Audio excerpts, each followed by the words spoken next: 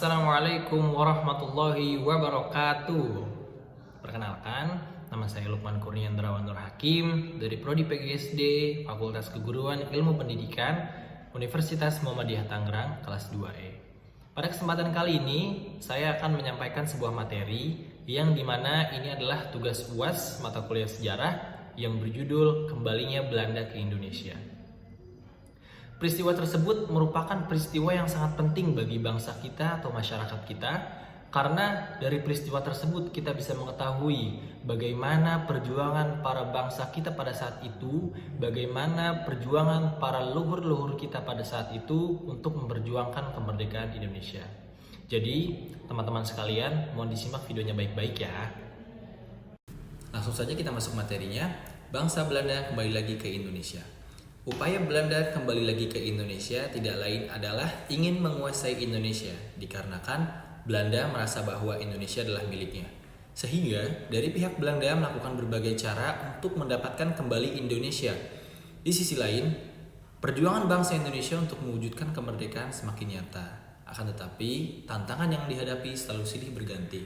Seperti proklamasi kemerdekaan dikumandangkan pada tanggal 17 Agustus 1945. Selanjutnya pada tanggal 18 Agustus 1945 ditetapkan Undang-Undang Dasar atau UUD 1945 dan dipilihnya Insinyur Soekarno sebagai presiden dan Dr. Muhammad Hatta sebagai wakil presiden.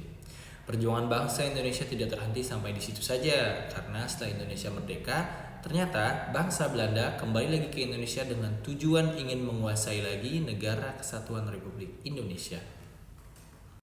Kedatangan tentara sekutu di Indonesia. Semenjak Jepang menyerah kepada sekutu pada tanggal 14 Agustus 1945, secara hukum tidak lagi berkuasa di Indonesia. Pada tanggal 10 September 1945, Panglima Bala Tentara Kerajaan Jepang di Jawa mengumumkan bahwa pemerintahan akan diserahkan kepada sekutu dan tidak kepada pihak Indonesia.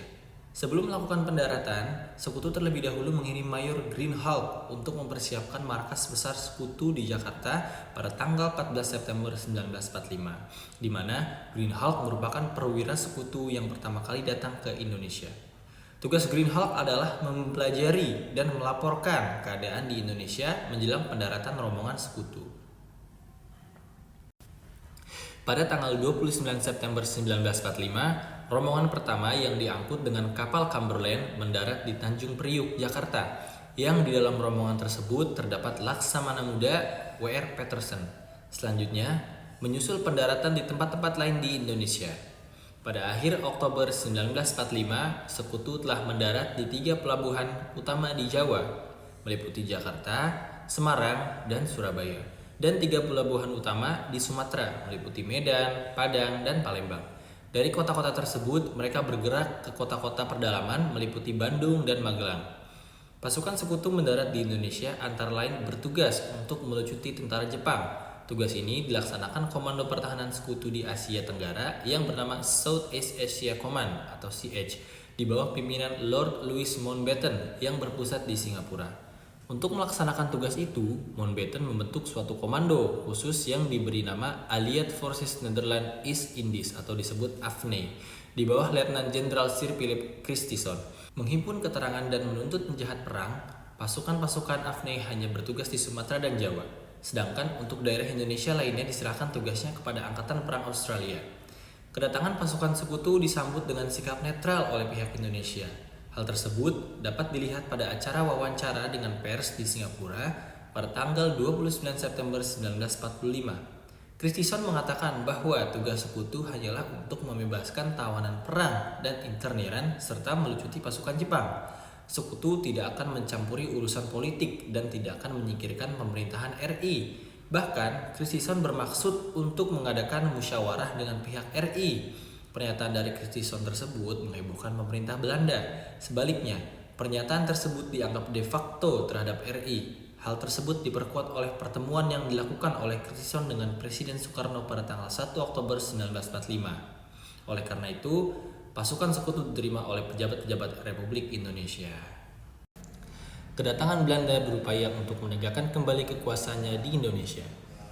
Pada mulanya, kedatangan sekutu disambut dengan senang hati oleh bangsa Indonesia.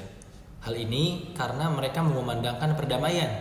Akan tetapi, Setelah diketahui bahwa dalam pasukan sekutu terdapat serdadu Belanda dan aparat Netherlands Indisch Civil Administration atau NICA yang secara terang-terangan bermaksud menegakkan pemerintahan Hindia Belanda.